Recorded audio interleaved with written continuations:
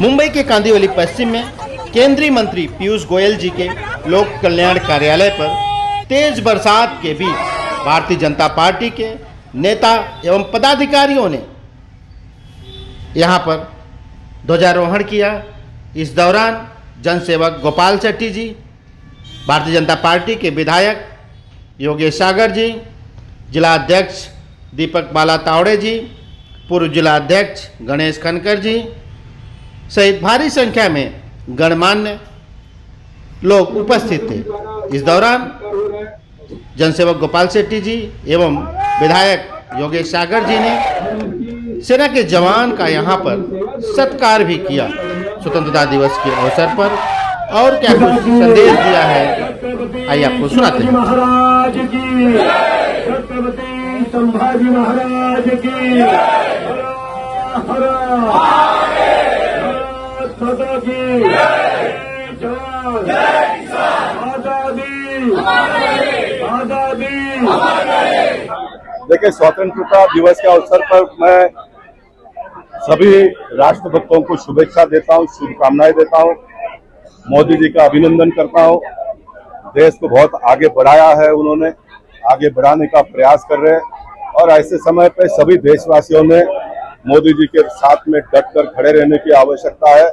और मैंने उत्तर मुंबई भारतीय जनता पार्टी के कार्यालय में ध्वजारोहण करने के बाद में यही कहा कि देश बहुत बढ़ रहा है, बहुत आगे बढ़ रहा है, हम सब सुखी हो रहे हैं, संपन्न हो रहे हैं, लेकिन ऐसे समय पर भी कोई एकाधा व्यक्ति ऐसा होगा जिसको लगता है कि ये स्वतंत्रता मेरे लिए है कि नहीं, तो उसके लिए भी है, ये उसको एहसास हो। इस प्रकार का काम हम सब लोगों ने मिलकर आने वाले दिनों में करना चाहिए। तो ही मुझे लगता है कि देश के स्वतंत्रता प्राप्त करने के लिए जिन्होंने अपने प्राणों की आहुति दी है, उनके प्रति हम वफादारी निभाते हैं। देशवासियों को आज के इस स्वतंत्रता दिन की मैं सबसे पहले शुभकामनाएं देता हूं। ऑपरेशन सिंदूर होने के बाद यह लाल किले से देश के प्रधानमंत्री आदरणीय नरेंद्र मोदी जी देश को संबोधन कर रहे हैं, बहुत बड़ा अवसर है। और हम देख सकते हैं कि जिस तरह के हालात इस समय बने हुए हैं, अमेरिका के राष्ट्राध्यक्ष डोनाल्ड ट्रंप जिस तरह से टैरिफ की बातें कर रहे हैं, या हमारे देश के भीतर कुछ जो बातें हो रही है, उन सभी को देखते हुए हम एक अलग मोड़ पर खड़े ऐसा एहसास होता है।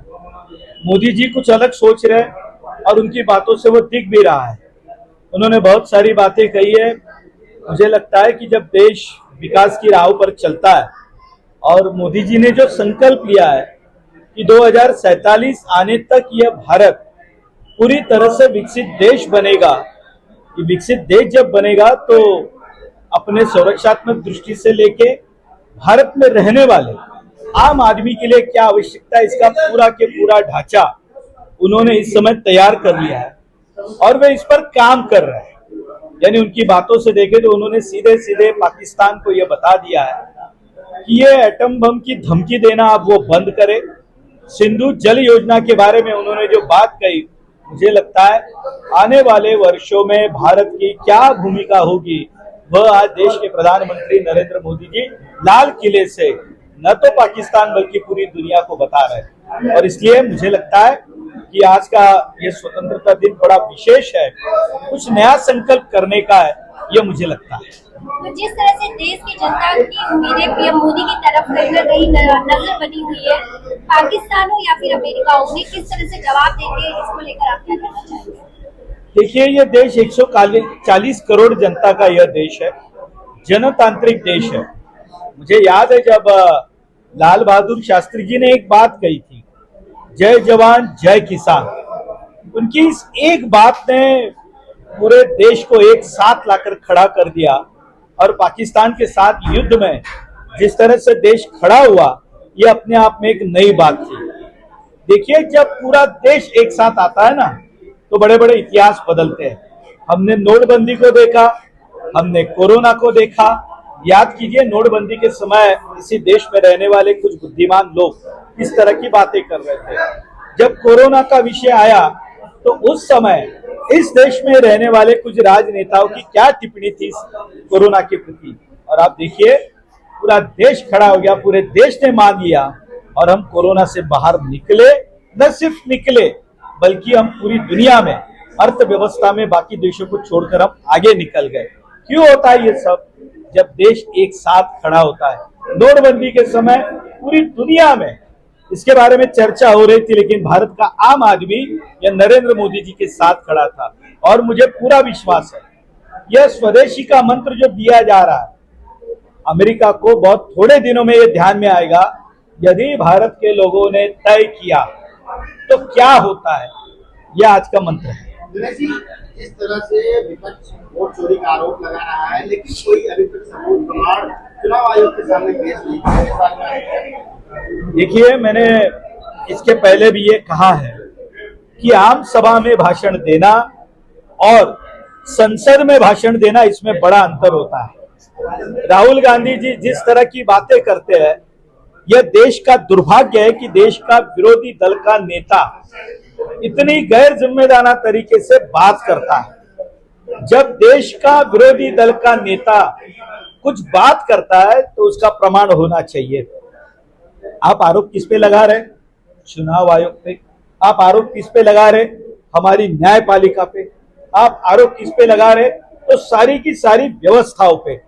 एक बात कि आप चुनाव हार चुके हो, इसको आप स्वीकार नहीं करना चाहते। देखिए, 2004 में हम भी चुनाव हारे थे ना भाई। दोपहर 12 बजे तक तो कांग्रेस के कार्यालय में कोई था नहीं। 4 बजे तो सारे पत्रकार वहां चले गए, क्योंकि भारतीय जनता पार्टी ने कह दिया था we are not single largest party, हम सरकार नहीं बनाएंगे। अटल जी प्रधानमंत्री थे। 2009 में मनमोहन सिंह जी की सरकार दोबारा आने वाली थी, हमने उनका अभिनंदन किया। लेकिन ये राहुल गांधी है, सोने का चम्मच लेकर आए हुए हैं। उन्हें लगता है कि देश के प्रधानमंत्री वही होने चाहिए। और मैं सबसे बड़ी वजह आपको बताता हूं, शायद इसकी किसी ने चर्चा नहीं की होगी तो आज बताता हूं। बहुत जल्द कांग्रेस के जीजाजी यानी रॉबर्ट वाड्रा जी अब ईडी के रडार पर है। उनकी इंक्वायरी चल रही है। प्रियंका गांधी उसके साथ में अब ईडी के रडार पर आ सकती है, यह डर राहुल गांधी जी के मन में है, क्योंकि नेशनल हेराल्ड के विषय में वे जमानत पर बाहर है। और जैसे ही रॉबर्ट वाड्रा जी को अब नोटिस आना प्रारंभ हो गए, राहुल गांधी जी ने नए नए आरोप लगाना प्रारंभ कर दिया है। वे चाहते हैं कि पूरे देश में लोगों में यह विषय जाए कि यह सरकार जनतांत्रिक तरीके से नहीं आई है। विषय वोट चोरी का नहीं है। यदि वोट चोरी का होता तो बिहार में आप क्यों विरोध कर रहे हैं? क्या लेना देना है? जबकि बिहार में 40 दिन में सारी व्यवस्था हर घर पे गई और उन्होंने ढूंढ कर निकाला कि कहाँ डुप्लीकेट वोटर्स है, कहाँ मृत व्यक्ति है, और उनके नाम उन्होंने डिलीट किए। अब ये सारी व्यवस्था चल रही है, वहां भी आप विरोध करते हो। देश भर में ये कहते हो, जब कर्नाटक में आपकी सरकार है वहां पर भी विरोध की आप बात करते हो।